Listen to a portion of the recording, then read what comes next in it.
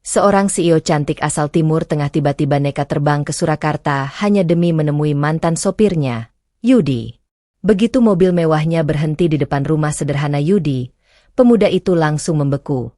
Sebenarnya apa yang membuat bosnya rela meninggalkan kemewahan demi mencarinya?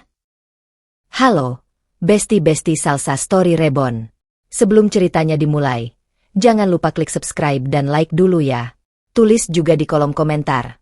Kalian nonton dari kota mana? Salsa penasaran nih. Siapa tahu ada yang lagi rebahan sambil kepo sama cerita hari ini hehe. Jangan di-skip. Karena dari awal sampai akhir bakal ada kejutan yang bikin penasaran. Dan ingat, satu keputusan kecil di akhir cerita nanti ternyata bisa mengubah hidup semuanya. Yuk, simak sampai selesai. Dan jangan lupa kasih kritik serta sarannya supaya Salsa Story Reborn bisa terus menghadirkan cerita yang makin seru buat kalian. Di sebuah gedung pencakar langit di pusat kota Dubai, nama Zainab Al-Rashidah Al-Fahdani Al-Qasimi sudah tidak asing lagi di kalangan pebisnis Timur Tengah. Usianya masih muda, tetapi ia telah memimpin salah satu perusahaan keluarga terbesar. Kekayaannya tidak perlu dipertanyakan. Mobil mewah, rumah besar, kantor megah, dan fasilitas kelas atas sudah menjadi bagian dari kehidupannya. Namun ada satu hal yang tidak bisa dibeli Zainab dengan uang. Kebahagiaan. Sejak suaminya meninggal beberapa tahun lalu, Zainab berubah menjadi perempuan yang sangat tertutup. Ia menghabiskan hampir seluruh waktunya di kantor. Pagi datang paling awal, pulang paling akhir. Di ruang rapat, semua orang harus berhati-hati. Tidak ada yang berani bercanda ketika Zainab sedang membahas laporan keuangan. Bahkan para manajer senior sering menundukkan kepala ketika perempuan itu mulai bertanya, "Kenapa angka penjualan bulan ini turun?" Suasana ruangan langsung sunyi. Tidak ada yang berani menjawab sebelum benar-benar yakin. Zainab memang tidak suka kesalahan. Namun tidak banyak orang tahu, sikap keras itu sebenarnya hanya cara Zainab menutupi kesepiannya. Suatu pagi, perusahaan merekrut sopir pribadi baru untuk mengantarkan Zainab ke berbagai pertemuan bisnis. Namanya Yudi Prasetyo Ramadan Nugraha. Pemuda asal Surakarta itu datang dengan penampilan sederhana. Kemejanya rapi, rambutnya disisir, dan wajahnya terlihat polos. Ketika pertama kali bertemu, Zainab hanya menatapnya sebentar. "Kamu sopir baru?" "Iya, Bu." "Nama?" "Yudi." "Panggil saya Nona Zainab." Yudi mengangguk. "Baik, Bu Zainab." Alis Zainab langsung terangkat. "Saya bilang Nona Zainab." "Iya, Nona Zainab." "Kenapa tadi memanggil saya Bu?" Yudi berpikir sebentar. "Karena kalau saya panggil Nona, takut nanti saya disuruh bayar denda." Zainab mengernyitkan dahi. "Denda apa?" "Denda karena terlalu cantik untuk dipanggil biasa." Zainab langsung diam. Yudi sendiri terlihat santai seolah tidak mengatakan sesuatu yang aneh. Untuk pertama kalinya setelah sekian lama, seorang karyawan berani bercanda di hadapannya. Hari berikutnya, Yudi mengantar Zainab menuju kantor. Namun perjalanan mereka terhambat. Zainab melihat jam tangannya. "Kita terlambat 5 menit." Yudi tetap fokus mengemudi. "Maaf, Nona. Kenapa bisa terlambat?" Yudi menarik napas. "Tadi ada kambing menyeberang." Zainab menatapnya dari kursi belakang. "Lalu?" "Saya kasih jalan. Kamu bisa saja melewatinya." "Saya takut kalau kambingnya tersinggung." Zainab menahan wajah serius. "Yudi, kamu serius?" "Sangat serius, Nona. Kambing kalau marah tidak bisa diajak rapat untuk menyelesaikan masalah." Beberapa detik Zainab terdiam. Kemudian tanpa sadar bibirnya melengkung. Ia tertawa kecil. Yudi langsung tersenyum melalui kaca spion. Sejak hari itu, suasana perjalanan mereka berubah. Yudi tidak pernah berusaha menjadi penjilat. Ia tetap sopan, tetapi berani mengingatkan Zainab ketika perempuan itu terlalu sibuk. Saat melihat Zainab belum sarapan, Yudi membeli makanan. "Ini, Nona." Saya tidak lapar. Kalau begitu dimakan sedikit saja. Saya sedang mengejar waktu. Kalau Nona sakit, waktunya juga tidak akan mengejar Nona. Zainab menatapnya tajam. Yudi langsung mengangkat tangan. Baik. Saya diam. Anehnya, Zainab justru mengambil makanan tersebut. Perlahan, Yudi mulai bercerita tentang Surakarta. Ia bercerita tentang orang tuanya, tetangga yang suka berkumpul, pasar tradisional, makanan kesukaannya, sampai kebiasaan warga kampung yang menurutnya lebih cepat menyebarkan berita daripada internet. Zainab yang awalnya tidak peduli mulai tertarik. Ia bahkan beberapa kali bertanya, "Memangnya kamu tidak rindu rumah?" "Rindu sekali." "Lalu kenapa bekerja jauh?" Yudi tersenyum. "Karena kalau saya kerja dekat rumah, gaji saya juga dekat dengan uang jajan." Zainab kembali tertawa. Namun ternyata Yudi bukan sekadar pemuda lucu. Suatu hari, ketika Zainab hendak bertemu calon mitra bisnis, Yudi memperhatikan dokumen yang dibawa salah satu staf. "Maaf, Nona, boleh saya bicara?" Zainab mengangguk. Yudi menunjukkan satu hal yang menurutnya mencurigakan. Awalnya para staf meremehkan pendapatnya. Tetapi setelah diperiksa, ternyata Yudi benar. Kesepakatan tersebut hampir membuat perusahaan mengalami kerugian besar. Zainab mulai memandang Yudi dengan cara berbeda. Pemuda itu memang suka bercanda, tetapi otaknya bekerja cepat. Hari-hari berlalu. Tanpa disadari, Zainab mulai terbiasa mendengar suara Yudi setiap pagi. Ketika Yudi tidak masuk, perjalanan terasa membosankan. Ketika tidak ada candaan dari pemuda itu, kantor terasa kembali dingin. Zainab mulai sadar ada sesuatu yang berubah dalam dirinya. Namun ia belum mau mengakuinya. Sampai suatu malam, ketika Zainab hendak keluar dari ruang kerja, ia mendengar suara Yudi dari sebuah ruangan. Pemuda itu sedang menelepon keluarganya.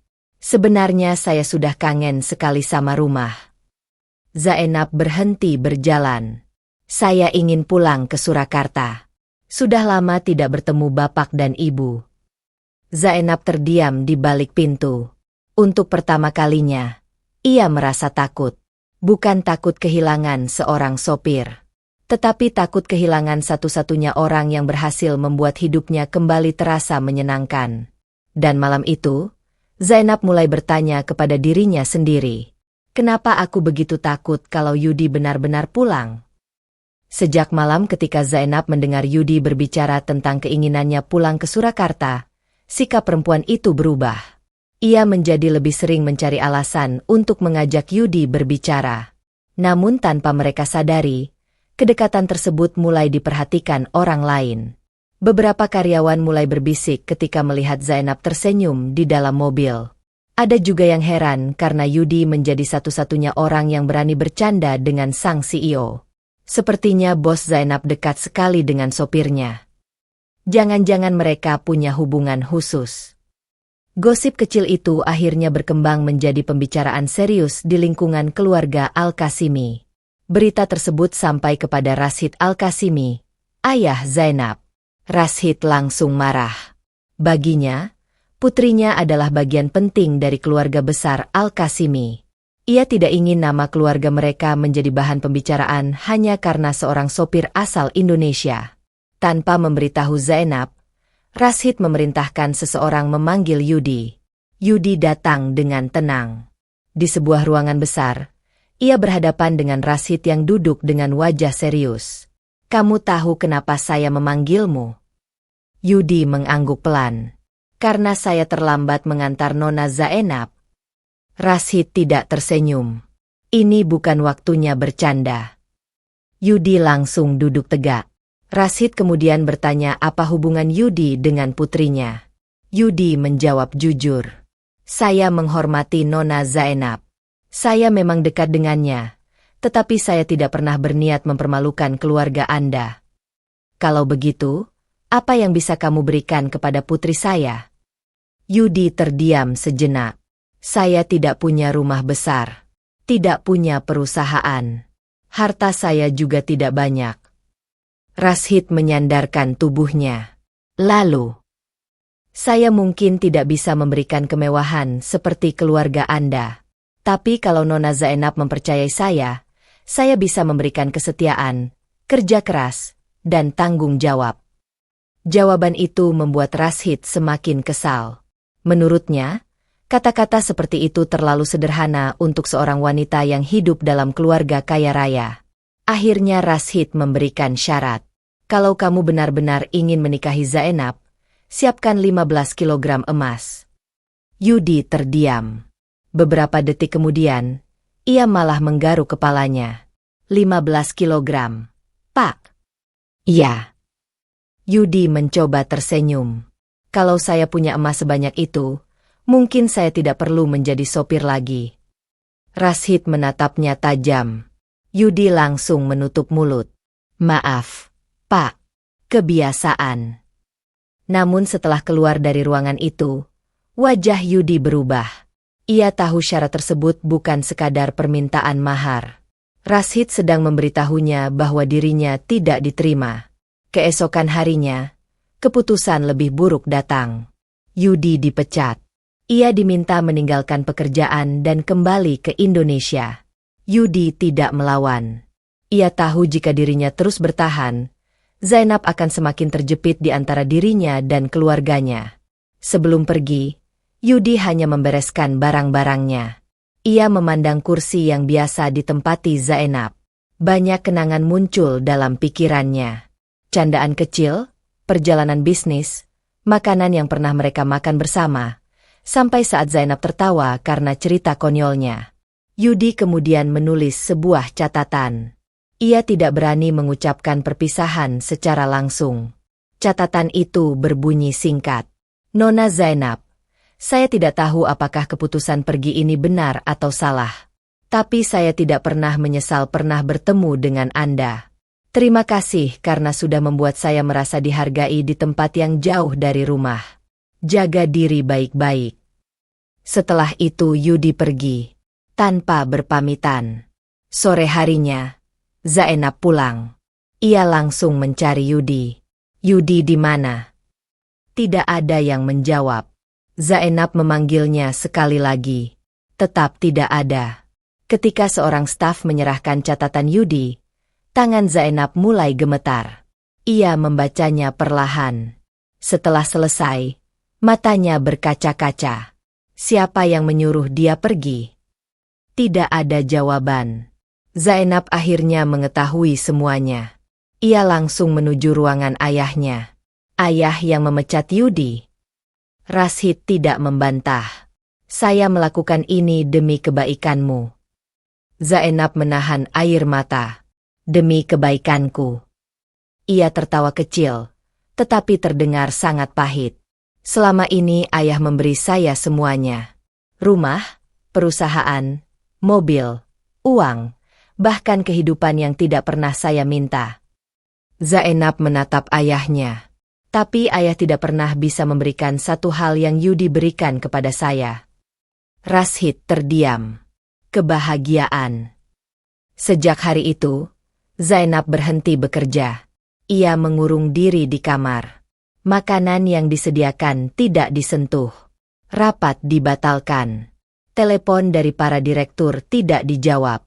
Hari demi hari berlalu. Rashid mulai melihat perubahan putrinya.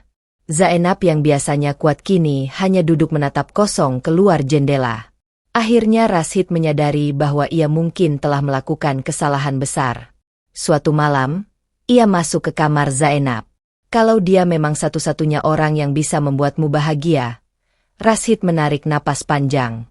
Pergilah dan bawa dia pulang. Zainab langsung mengangkat wajah.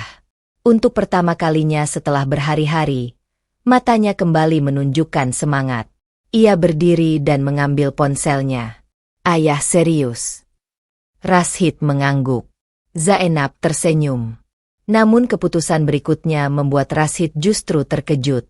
Aku tidak akan menyuruh orang mencarinya.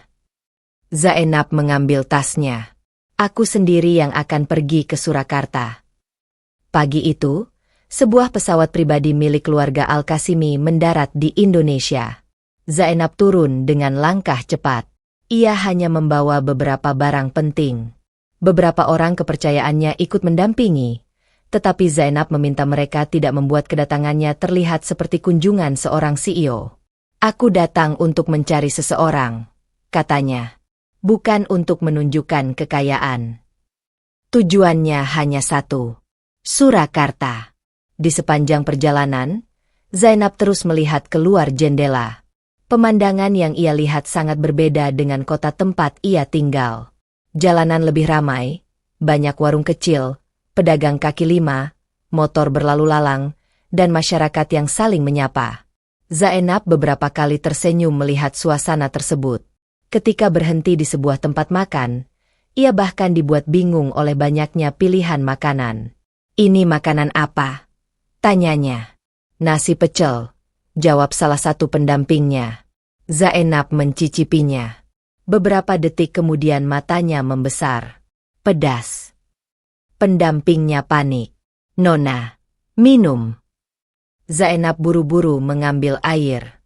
"Aku mulai mengerti kenapa Yudi selalu bilang makanan Indonesia bisa membuat orang menangis." Semua orang tertawa. Perjalanan dilanjutkan menuju rumah Yudi. Sementara itu, Yudi sama sekali tidak mengetahui kedatangan Zainab. Setelah kembali ke Surakarta, ia menjalani hari seperti biasa. Pagi itu ia membantu ayahnya memperbaiki beberapa bagian rumah. Sesekali ia bercanda dengan tetangga. "Yud, kapan menikah?" teriak seorang tetangga. Yudi menjawab santai. "Kalau ada yang mau, saya siap."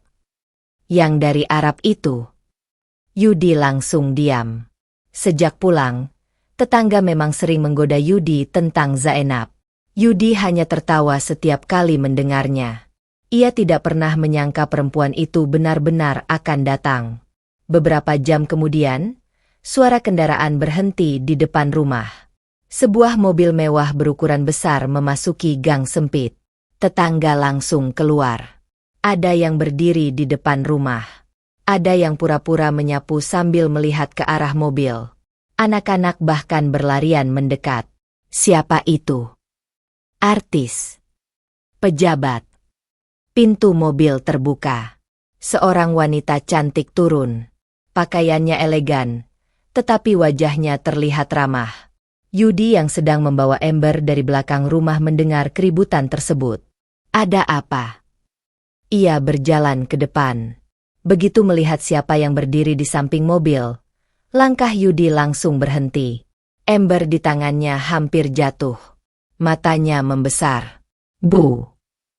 Zainab tersenyum. "Halo, Yudi." Yudi menelan ludah. "Nona Zainab?" "Iya." "Kenapa Nona ada di sini?"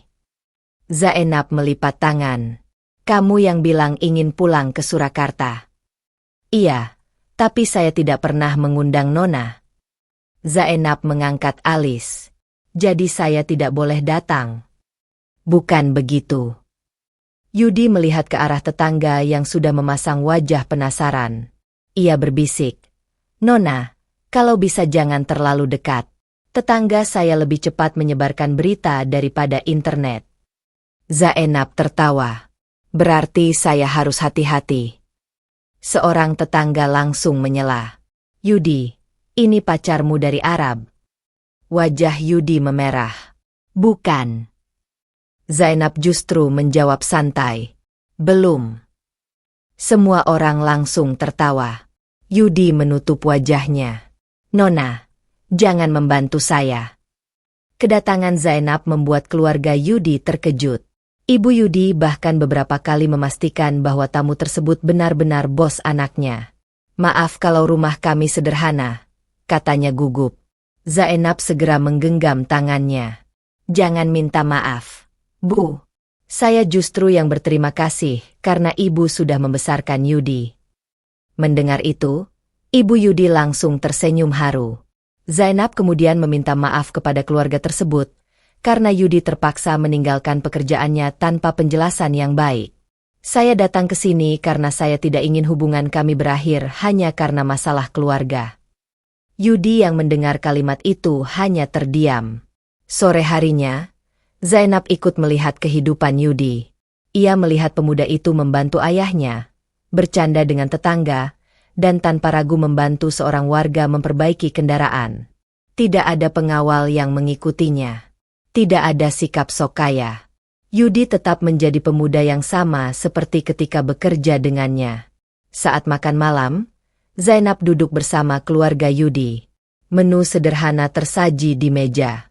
Yudi memperhatikan Zainab yang masih ragu mengambil sambal. Jangan banyak-banyak. Zainab menatapnya. Kenapa? Karena saya tidak mau membawa bos saya ke rumah sakit. Zainab tertawa. Malam semakin larut. Setelah keluarga Yudi masuk ke rumah, Zainab dan Yudi duduk berdua di teras. Suasananya berubah serius. Yudi akhirnya bertanya, "Nona sebenarnya datang ke sini untuk apa?" Zainab menatapnya. "Saya tidak datang ke sini untuk memintamu kembali bekerja sebagai sopir." Yudi terdiam. Lalu, Zainab menarik napas panjang.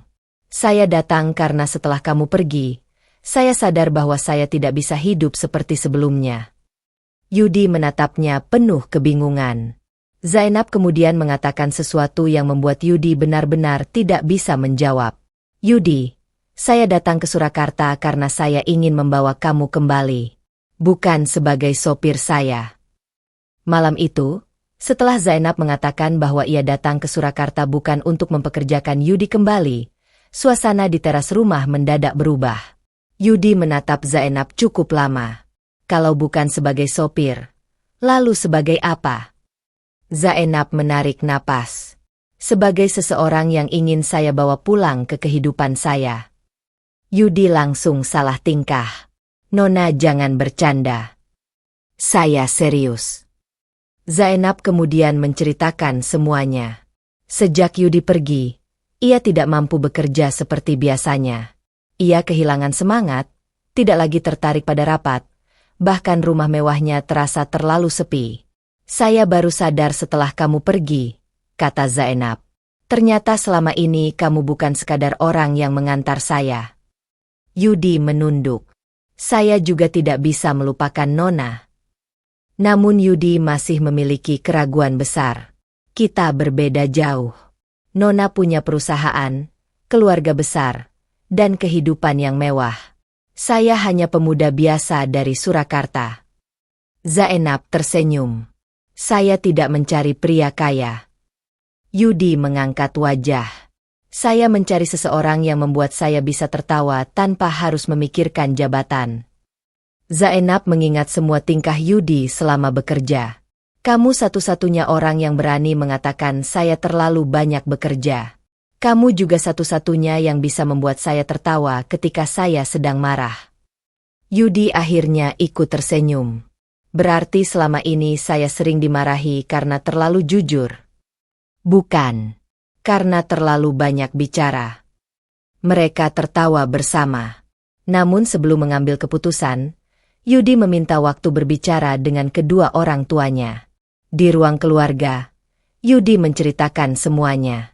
Ayahnya tidak langsung menyetujui. "Yudi, kalau kamu menikah dengannya, jangan karena kamu melihat kesempatan menjadi kaya." Ibunya menambahkan, "Kamu harus yakin bahwa kamu mencintai dia. Kekayaan keluarga mereka bukan alasan untuk menikah." Yudi terdiam. Ia kemudian mengatakan sesuatu yang membuat kedua orang tuanya tersenyum. "Saya memang tidak ingin menikahi uangnya. Saya ingin menikahi orang yang setiap kali saya lihat, rasanya ingin membuat dia tertawa." Nasihat itu membuat Yudi semakin yakin. Keesokan harinya, Zainab dan Yudi bersiap kembali ke Timur Tengah. Namun sebelum berangkat, Zainab memberikan sebuah berkas kepada Yudi. "Coba lihat ini." Yudi membuka dokumen tersebut. Isinya laporan perusahaan, data penjualan, dan rencana ekspansi. Yudi membacanya cukup lama. "Kenapa?" Zainab bertanya. Yudi menunjuk salah satu bagian. Menurut saya, masalahnya bukan penjualan. Lalu, perusahaan terlalu banyak mengeluarkan biaya untuk mempertahankan pasar lama. Padahal ada pasar baru yang belum disentuh. Zainab mulai serius. Yudi kemudian menjelaskan idenya. Ia menyarankan perusahaan menggunakan strategi yang lebih sederhana, mendekati konsumen secara langsung, dan mengurangi beberapa biaya yang tidak memberikan hasil. Zainab terkejut. Dari mana kamu belajar semua ini?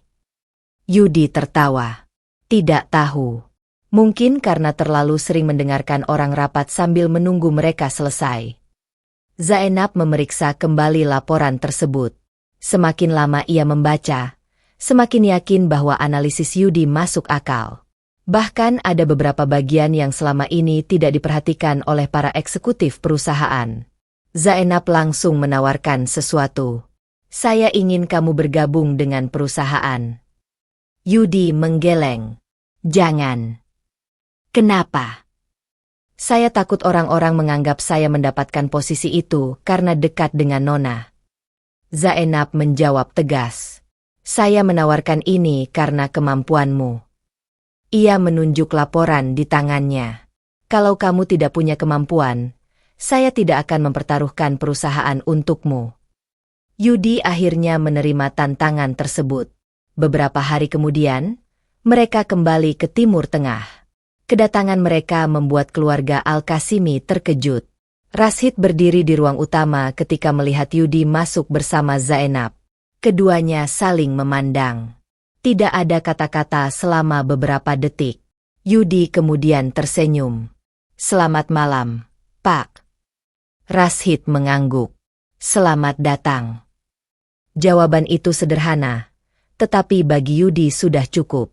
Malamnya, seluruh keluarga berkumpul untuk makan malam. Awalnya suasana terasa kaku. Namun Yudi mulai bercanda dengan beberapa anggota keluarga.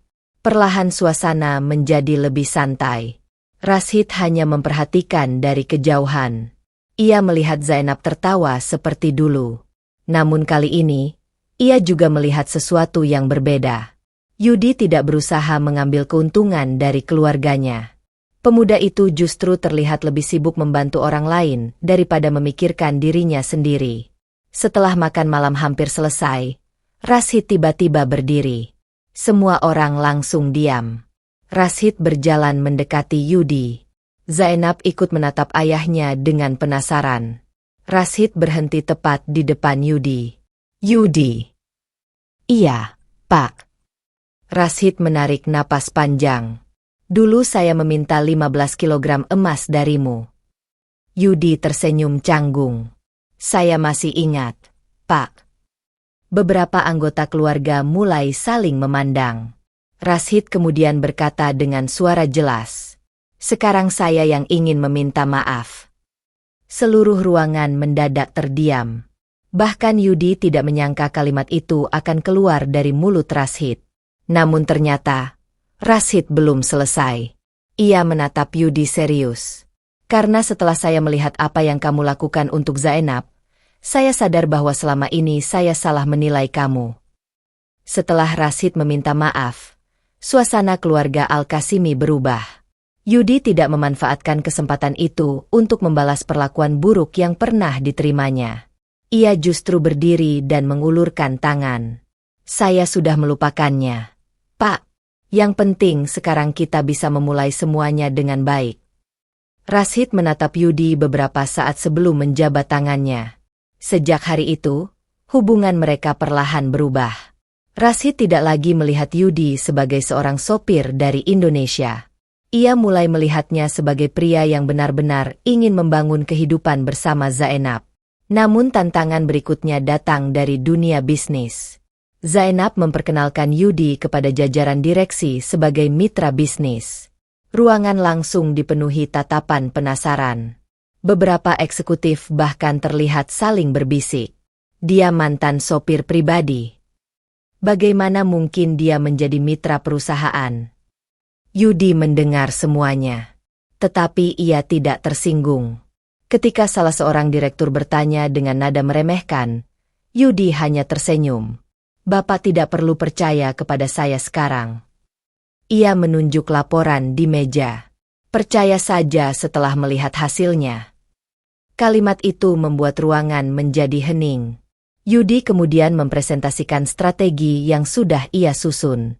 Ia menemukan bahwa perusahaan terlalu sibuk mempertahankan pelanggan lama. Sementara itu, pasar baru yang jauh lebih besar justru belum digarap dengan serius. Beberapa eksekutif langsung menolak. Itu terlalu sederhana. Yudi mengangguk. Memang sederhana. Tapi sederhana bukan berarti salah. Zainab akhirnya memberikan kesempatan. Strategi tersebut mulai dijalankan. Dalam beberapa minggu, hasilnya mulai terlihat. Jumlah pelanggan meningkat. Biaya pemasaran menurun. Pendapatan perusahaan perlahan naik. Para eksekutif yang sebelumnya meragukan Yudi mulai diam. Bahkan direktur yang paling sering mengkritiknya akhirnya datang sendiri. Saya akui strategi Anda berhasil. Yudi tersenyum. Terima kasih, Pak. Berarti saya belum perlu kembali menjadi sopir. Ruangan langsung tertawa. Zainab yang sedang membaca laporan hanya menggelengkan kepala. Yudi. Iya. Serius sedikit. Saya serius. Nona. Saya cuma takut dipecat lagi. Zainab akhirnya ikut tertawa. Sikap Yudi yang santai ternyata membawa perubahan besar di perusahaan. Rapat yang sebelumnya sangat kaku menjadi lebih hidup. Karyawan mulai berani menyampaikan pendapat. Yudi selalu mengatakan bahwa ide bagus tidak harus datang dari orang yang duduk di kursi paling mahal. Dalam waktu beberapa bulan, perusahaan mengalami pertumbuhan yang signifikan. Investor mulai memperhatikan perubahan tersebut. Nama Yudi yang awalnya hanya dikenal sebagai mantan sopir mulai dikenal sebagai pengusaha muda yang memiliki cara berpikir berbeda. Rashid pun berubah. Dulu ia pernah meragukan Yudi karena tidak memiliki kekayaan. Sekarang justru Rashid sering meminta pendapatnya. Suatu sore, Rashid bertanya, "Menurutmu, proyek ini bagaimana?" Yudi membaca dokumen tersebut. Kalau saya jawab jujur, Pak. Memang saya meminta jawaban bohong. Yudi tertawa. Kalau begitu proyek ini terlalu mahal. Rashid terdiam. Kenapa? Karena Bapak membayar terlalu banyak untuk sesuatu yang bisa dibuat lebih sederhana. Rashid memperhatikan penjelasannya. Akhirnya ia mengangguk. Saya mulai mengerti kenapa Zainab memilihmu. Sementara itu, hubungan Yudi dan Zainab semakin dekat. Semua orang mengira Yudi akan segera melamar Zainab. Namun sebuah kejutan terjadi. Dalam sebuah acara perusahaan yang dihadiri keluarga dan para karyawan, Zainab tiba-tiba berdiri. Yudi yang sedang menikmati makanan langsung bingung. Nona mau kemana? Zainab berjalan ke arahnya. Saya ingin mengatakan sesuatu. Semua orang mulai memperhatikan. Zainab berdiri di depan Yudi. Dulu kamu datang ke hidup saya sebagai sopir. Yudi mengangguk. Benar. Kemudian kamu menjadi orang yang membuat saya kembali tertawa. Yudi mulai gugup. Dan sekarang kamu menjadi orang yang saya percaya untuk menjalankan perusahaan bersama saya. Zainab mengeluarkan sebuah kotak kecil. Yudi langsung melongo. Para tamu mulai bersorak. Zainab tersenyum. Yudi Prasetyo Ramadanugraha, apakah kamu bersedia menjadi pasangan hidup saya? Yudi diam beberapa detik. Lalu ia bertanya polos. Kalau saya bilang iya, masih dapat makan gratis di rumah Nona? Semua orang tertawa. Zainab sampai menutup wajahnya. Tentu saja. Kalau begitu saya iya. Tepuk tangan memenuhi ruangan. Mereka resmi bertunangan. Namun kebahagiaan itu tiba-tiba terganggu. Beberapa hari menjelang pernikahan, Yudi menerima telepon dari Surakarta. Wajahnya langsung berubah setelah mendengar kabar dari ibunya. Ada apa, Bu? Ibunya menjelaskan bahwa ayah Yudi sedang menghadapi masalah besar dalam usaha keluarga. Ada persoalan utang dan pemasok yang membuat bisnis mereka terancam berhenti. Yudi terdiam. Pada saat yang sama, perusahaan Zainab sedang menunggu penyelesaian sebuah kesepakatan bisnis besar. Zainab melihat wajah tunangannya. Masalah di rumah. Yudi mengangguk. Ia kini menghadapi pilihan sulit. Jika tetap tinggal, ia bisa membantu Zainab menyelesaikan kesepakatan penting. Namun jika pulang, ia bisa menyelamatkan keluarganya. Yudi menatap Zainab. Untuk pertama kalinya sejak mereka bertemu, ia tidak tahu harus memilih yang mana. Dan malam itu, Yudi akhirnya berkata, "Zainab, saya harus pulang ke Surakarta."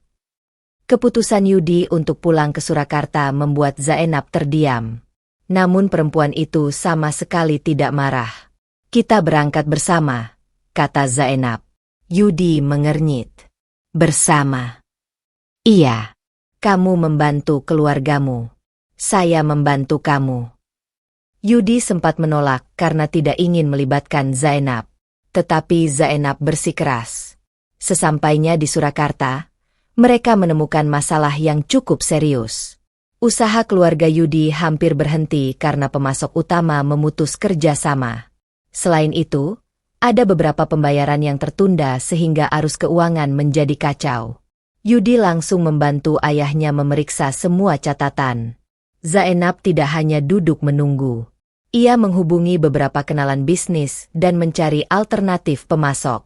Dengan pengalaman dan jaringan yang dimilikinya, Zainab menemukan jalan keluar yang sebelumnya tidak terpikirkan oleh keluarga Yudi. Namun Zainab tidak mengambil alih usaha tersebut. Ia hanya membantu membuka jalan. Selebihnya, Yudi yang mengurus semuanya. Beberapa hari kemudian, kerjasama baru berhasil dibuat. Usaha keluarga Yudi kembali berjalan. Ayah Yudi menatap Zainab dengan mata berkaca-kaca. "Terima kasih sudah membantu keluarga kami." Zainab tersenyum. "Saya tidak membantu keluarga orang lain, Pak. Ini keluarga saya juga." Kalimat itu membuat Yudi terdiam. Saat itulah ia semakin yakin bahwa pilihannya benar. Zainab bukan hanya mencintainya. Perempuan itu juga menghargai orang-orang yang selama ini membesarkannya. Setelah masalah selesai, mereka kembali ke Timur Tengah. Pernikahan akhirnya digelar. Acara tersebut sangat megah. Keluarga besar Al-Kasimi hadir, para pengusaha ternama datang, dan keluarga Yudi dari Surakarta juga menjadi tamu utama. Yudi memakai pakaian pernikahan dengan gugup. Sebelum acara dimulai, ia berbisik kepada Zainab, "Kalau saya salah gerakan nanti bagaimana?" Zainab menahan tawa. "Jangan khawatir. Ikuti saja." Yudi mengangguk. "Tapi kalau saya jatuh, saya tangkap. Kalau saya lapar." Zainab memutar mata. "Kamu tetap saja Yudi." Pernikahan berlangsung lancar. Dua keluarga yang awalnya sangat berbeda akhirnya duduk bersama dalam satu acara. Bagi Rashid, hari itu menjadi bukti bahwa keputusan yang dulu ia sesali ternyata membawa keluarganya menemukan kebahagiaan baru. Setelah menikah, Yudi dan Zainab mulai membangun bisnis bersama. Zainab menangani manajemen, strategi perusahaan, dan hubungan dengan para investor. Yudi lebih banyak mencari ide baru. Ia sering datang membawa gagasan yang terdengar sederhana, tetapi ternyata memiliki peluang besar. Dalam beberapa tahun, bisnis mereka berkembang pesat. Mereka membuka cabang baru dan mempekerjakan banyak orang. Yudi yang dulu hanya seorang sopir kini menjadi pengusaha sukses. Namun satu hal tidak pernah berubah. Yudi tetap sederhana. Ia masih suka bercanda. Saat menghadiri rapat penting, ia terkadang membuat para direktur tertawa. Saat pulang ke rumah, ia masih senang makan makanan sederhana. Ia juga rutin membawa Zainab berkunjung ke Surakarta. Suatu kali, Zainab bertanya, "Kenapa kamu selalu ingin pulang?"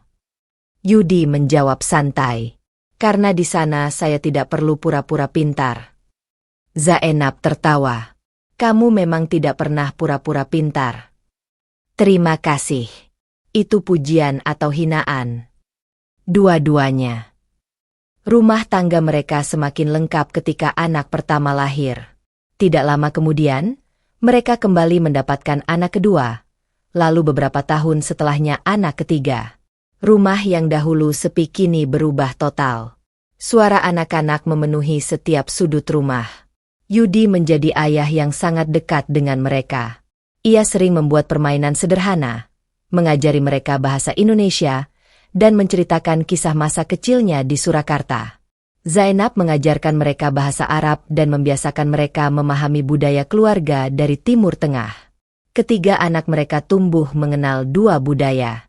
Rashid yang dulu pernah menolak Yudi kini justru menjadi kakek yang paling sering bermain dengan cucu-cucunya. Bertahun-tahun kemudian, ia masih mengingat permintaan 15 kg emas yang pernah diberikan kepada Yudi. Suatu hari Rashid tertawa sendiri ketika menceritakannya. Dulu saya kira emas sebanyak itu bisa menentukan siapa yang pantas menjadi suami Zainab. Yudi menjawab, untung saya tidak punya, Pak. Rashid tertawa. Kalau kamu punya, mungkin saya tidak pernah tahu bahwa kamu adalah orang yang tepat. Yudi mengangguk. Malam itu, Zainab dan Yudi duduk di teras sambil melihat ketiga anak mereka bermain. Zainab tersenyum. Kalau waktu itu saya tidak datang ke Surakarta, mungkin hidup saya masih sepi. Yudi tertawa kecil. Kalau waktu itu saya tidak jadi sopir ibu, mungkin sekarang saya masih jadi sopir angkot di Solo. Zainab menatapnya. Dan kamu menyesal? Yudi menggeleng. Tidak. Ia memandang istrinya. Karena ternyata perjalanan paling jauh yang saya tempuh bukan dari Surakarta ke Timur Tengah. Lalu, Yudi tersenyum. Dari sopir menjadi suami bos. Zainab langsung tertawa. Dari kisah mereka, satu hal menjadi jelas. Cinta tidak selalu datang dari kesamaan status. Kekayaan juga tidak otomatis membuat seseorang bahagia. Kadang, orang yang paling sederhana justru membawa perubahan terbesar dalam hidup kita. Yudi berhasil memenangkan hati Zainab bukan karena kekayaannya, tetapi karena ketulusan, kecerdasan, kerja keras, dan sifat jenakanya. Sementara Zainab membuktikan bahwa cinta yang tulus tidak seharusnya melihat seseorang dari asal-usulnya. Pada akhirnya, kesuksesan terbesar mereka bukanlah perusahaan yang semakin besar. Bukan pula harta yang terus bertambah, melainkan sebuah rumah yang selalu ingin mereka pulangi, dengan seorang pasangan yang setia dan 3 anak yang membuat kehidupan mereka tidak pernah lagi terasa sepi.